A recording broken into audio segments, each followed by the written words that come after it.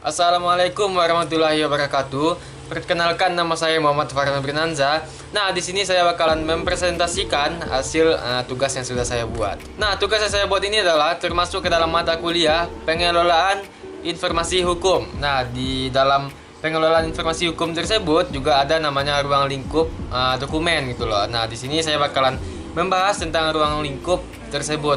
Nah, di sini di dalam ruang lingkup itu ada yang pertama itu namanya bahan pustaka, nanti juga ada bagian-bagiannya. Yang kedua ada lagi bahan peraturan perundang-undangan dan instrumen hukum lainnya yang berupa lembaran lepas yang diolah sendiri. Nah, yang ketiganya ada putusan pengadilan dan jurisprudensi. Nah, sekarang kita masuk dulu ke dalam bagian dari bahan pustaka. Nah, bahan pustaka ini ada lagi bagian-bagiannya. Yang pertama itu buku monograf. Yang kedua ada terbitan berseri. Yang ketiga ada brosur atau pamflet. Nah, yang keempat dan terakhir adalah bahan pustaka bukan buku. Nah, sekarang kita masuk lagi ke yang pertama, itu bagiannya banyak sekali ya. Nah, yang pertama itu ada buku monograf. Buku monograf ini merupakan hasil karya tulis yang ditulis oleh seorang ahli atau spesialisasi di bidangnya.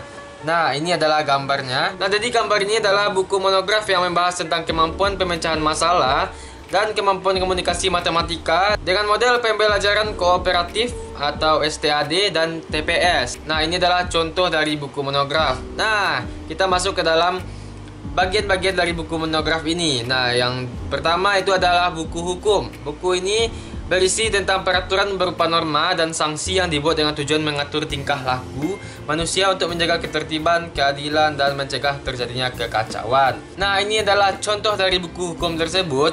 Jadi buku ini berisikan dengan pengertian tata hukum, sejarah tata hukum, politik hukum, berbagai macam sistem hukum, hukum tata negara dan hukum administrasi negara, perkembangan ketatanegaraan di Indonesia, hukum perdata, hukum pidana, hukum acara, dan hukum internasional. Nah, semuanya ada di dalam buku ini. Nah, selanjutnya ada lagi buku bidang lain. Jadi buku bidang lain itu buku yang membahas bidang tertentu, baik itu di bidang pendidikan maupun tidak, baik itu formal maupun non formal. Nah, ini adalah contoh bukunya.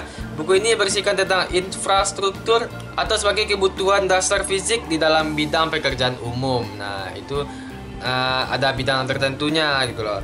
Nah, sekarang kita masuk ke dalam buku rujukan. Jadi buku rujukan ini adalah buku yang memuat informasi yang singkat dan padat tentang berbagai hal yang diperlukan oleh pemakai, seperti kamus, ensiklopedia, atlas, dan sebagainya, buku acuan, dan buku referensi. Nah, ini adalah contoh kamus yang saya tampilkan.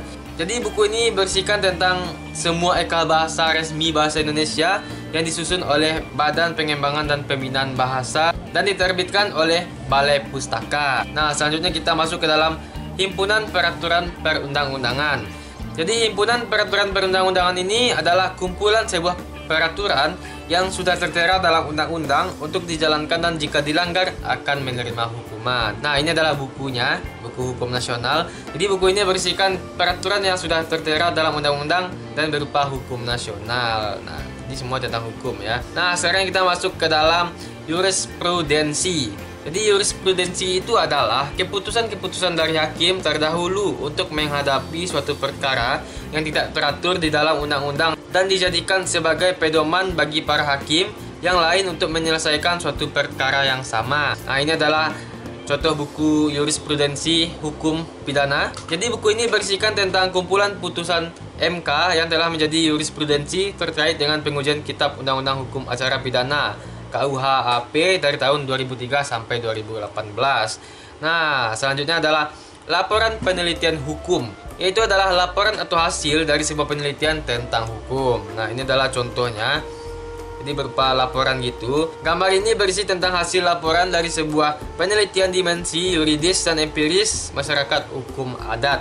Nah, jadi hukum adat ya teman-teman ya. Nah, sekarang kita masuk ke dalam hasil seminar hukum. Nah, hasil seminar hukum itu adalah hasil atau laporan dari sebuah seminar yang diadakan dan berisikan tentang hukum. Nah, jadi ini contoh bukunya. Nah, buku ini berisikan kumpulan hasil dari sebuah seminar tentang hukum nasional. Nah, selanjutnya kita masuk ke dalam naskah akademis atau RUU.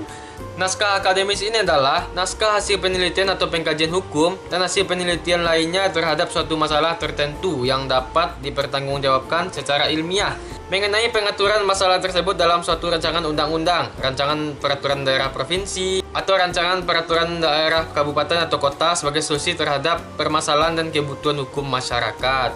Nah, ini adalah contoh dari naskahnya. Jadi ini adalah naskah akademik yang berisi sebuah penelitian hukum terhadap suatu masalah tertentu. Nah, selanjutnya kita langsung masuk ke dalam karya lepas. Jadi karya lepas itu berupa makalah proposal bidang hukum dan kertas kerja bidang hukum. Nah, ini adalah contohnya makalah proposal. Ini berisi tentang rencana kerja di bidang hukum. Nah, kita langsung masuk lagi ke dalam clipping bidang hukum. Ini adalah yang terakhir dari bagian-bagian dari buku monograf.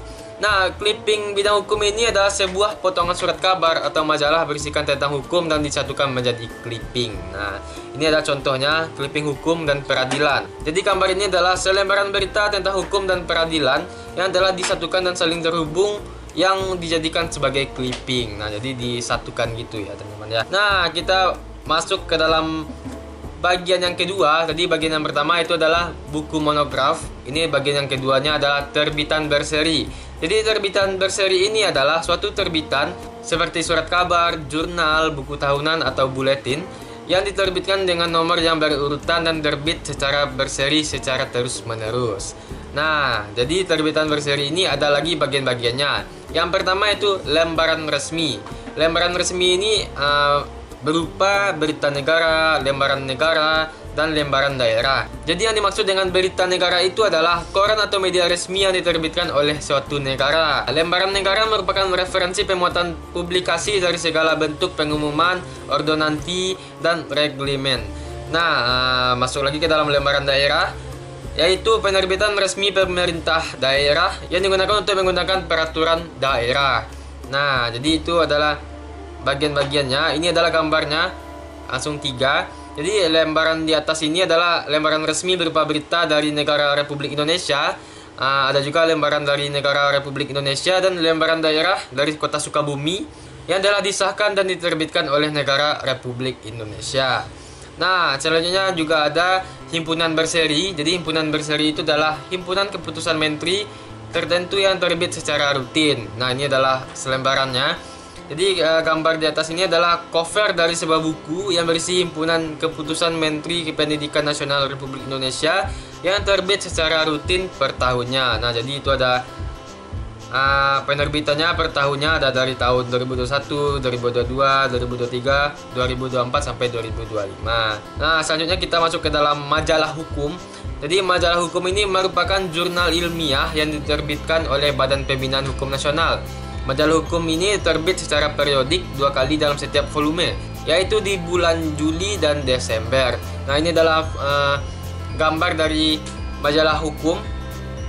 Ya, jadi gambar ini berupa majalah yang berisikan tentang hukum spirit yang bangkit dari Garut. Nah, itu judulnya ya teman-teman ya.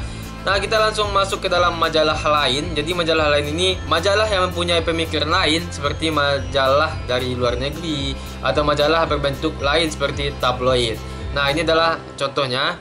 Ini kayak tabloid kontan gitu yang membahas tentang kejahatan lingkungan yang terus berulang. Nah, kita masuk lagi ke dalam surat kabar. Jadi surat kabar ini adalah suatu penerbitan yang ringan dan mudah dibuang. Biasanya dicetak pada kertas berbiaya rendah yang disebut dengan kertas koran yang berisi berita-berita terkini dalam berbagai topik. Nah, ini contohnya dari media Indonesia. Kabar ini adalah koran atau surat kabar dari media Indonesia yang membahas tentang demonstrasi yang sudah tidak relevan lagi. Jadi itu pembahasan dari surat kabar tersebut gitu loh. Nah, kita masuk ke dalam judul besar tadi. Tadi ada buku monograf, ada lagi terbitan berseri. Nah, sekarang ada lagi namanya brosur atau pamflet. Nah, jadi brosur atau pamflet ini adalah terbitan seperti brosur pameran yang berkaitan dengan bidang hukum ataupun bidang kerja unit lainnya. Nah, selanjutnya ke dalam judul besarnya lagi. Yang tadi yang pertama ada buku monograf, ada terbitan berseri, ada brosur atau pamflet. Nah, sekarang kita masuk ke dalam bahan pustaka bukan buku. Nah, jadi bahan pustaka bukan buku ini ada lagi bagian-bagiannya, yaitu yang pertama adalah gambar atau foto. Jadi foto itu adalah gambar diam baik berwarna maupun hitam putih yang dihasilkan oleh kamera yang merekam suatu objek atau kejadian atau keadaan pada suatu waktu tertentu. Nah, ini adalah contoh dari foto. Ya, ini adalah sebuah palu yang akan diketuk oleh kuasa hukum untuk sebuah hukuman yang akan diberlakukan kepada seseorang gitu. Nah, selanjutnya kita masuk ke dalam rekaman pita kaset. Jadi rekaman pita kaset itu adalah media penyimpan data yang umumnya berupa lagu yang mampu merekam data dengan format suara. Nah, ini adalah contoh gambarnya. Jadi gambar ini adalah sebuah kaset yang memiliki pita dan berfungsi sebagai merekam suara. Kaset ini adalah kaset lama yang sudah jarang dipakai lagi untuk zaman sekarang ini, karena zaman sekarang ini udah ada generasi terbarunya seperti kaset-kaset bulat gitu ya teman-teman ya. Nah, kita langsung masuk ke dalam bagian-bagian selanjutnya. Ada rekaman disket komputer. Jadi rekaman disket komputer ini adalah alat yang akan menyampaikan informasi isi dokumen kepada sistem yang ada dalam komputer. Alat ini berfungsi sebagai media penyimpanan yang berkarakter removable. Nah, ini adalah gambarnya. Di gambar ini adalah sebuah disket yang digunakan sebagai alat perekam yang akan menyampaikan informasi yang ada di dalam komputer. Nah, lanjut lagi ke dalam rekaman CC. Nah, jadi CC itu adalah Creative Commons. Nah, jadi itu adalah sebuah aturan atau lisensi dari sebuah label rekaman untuk memproduksi sebuah musik dalam format fisiknya. Nah, ini adalah gambar dari sebuah studio atau sebuah studio label rekaman untuk memproduksi lagu dan dia bisa menggunakan aturan lisensi CC di sana gitu loh. Nah, selanjutnya kita masuk ke dalam microfiche atau microfilm. Jadi microfiche dan microfilm ini adalah satu teknologi penyimpanan koleksi dalam bentuk mikrofilm untuk memberikan layanan informasi kepada para pemakai dalam bidang apapun seperti perpustakaan dan lain-lain. Dan jadi ini adalah gambarnya. Jadi gambar ini adalah isi koleksi atau hasil dari sebuah microfiche dan microfilm yang siap untuk dipakai dan menyampaikan informasi yang kita butuhkan. Jadi di dalamnya sudah ada informasi yang akan kita butuhkan atau yang kita cari gitu. Nah, bagian-bagian dari bahan pustaka bukan buku tadi sudah selesai. Sekarang kita masuk lagi ke dalam judul yang paling besar, yaitu yang pertama tadi adalah bahan pustaka. Sekarang yaitu bahan peraturan perundang-undangan dan instrumen hukum lainnya berupa lembaran lepas yang diolah sendiri. Nah, yang ketiga itu adalah ini judul besar juga yang paling besar. Yang ketiga itu adalah putusan pengadilan dan jurisprudensi. Nah, ini adalah contoh gambarnya sedikit. Itu adalah keputusan keadilan untuk yang terdakwa gitu loh. Nah, jadi sekian ya teman-temannya yang bisa saya presentasikan gitu loh hasil dari tugas yang saya buat. Nah, semoga jelas dan bermanfaat. Saya Muhammad Farhan Nobrinanza pamit. Makasih sudah menyaksikan video ini. Assalamualaikum warahmatullahi wabarakatuh.